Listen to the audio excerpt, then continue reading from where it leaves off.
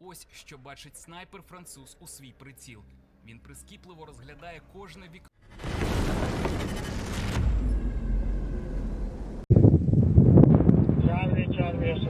And we don't see this very often. Paratroopers of the 95th Airborne Assault Brigade shot down 2 Russian K-52 helicopters from the Skiff Stugna P ATGM, which is basically an anti-tank weapon. Выстрел!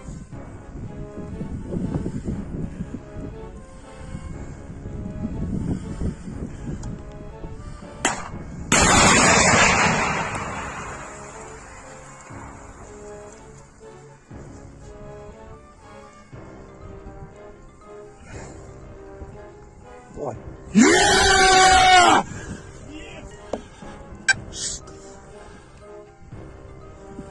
Сбыл!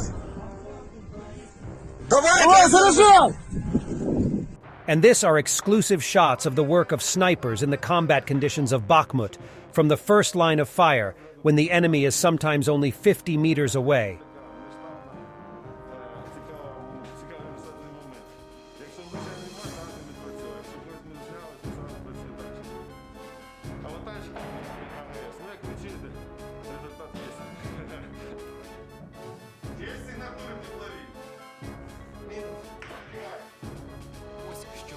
Снайпер-француз у свій приціл.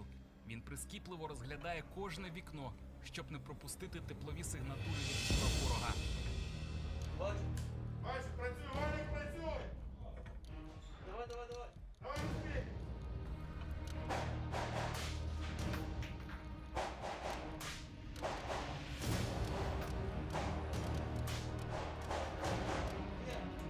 Є, все, зміна позиції! Французі, що, як результати? Є попадання? Мінус? На цій сигнатурі видно, як ворог після влучання поступово втрачає колір. Вижити від кулі снайпера майже неможливо. Наші снайпери працюють на вітчизняних гвинтівках УА-10. Її без перебільшення називають однією з кращих у своєму класі. Це аналог американської KA-10.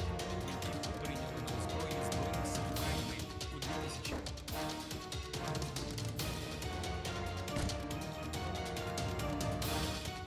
Oleksandr Syrsky, the commander of the Ukrainian ground forces, was in Bakhmut.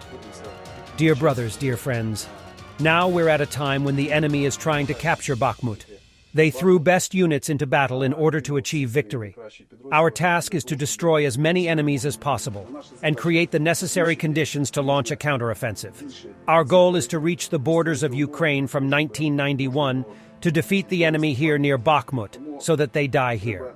The main thing is that after completing your tasks, for you to return to your units alive and without injury. Своїх підрозділів живими і ушкодженими. Слава Україні! Героям слава! Thanks for watching, and don't forget to subscribe. Also, if you want to support Warthog Defense, please become our member and get early access to new videos, exclusive members-only videos, and become administrator in comment section. The membership link is in the description. Rescues every day. We had a guy last week at 6 rescues in 6 days. You know, he's doing the job every day.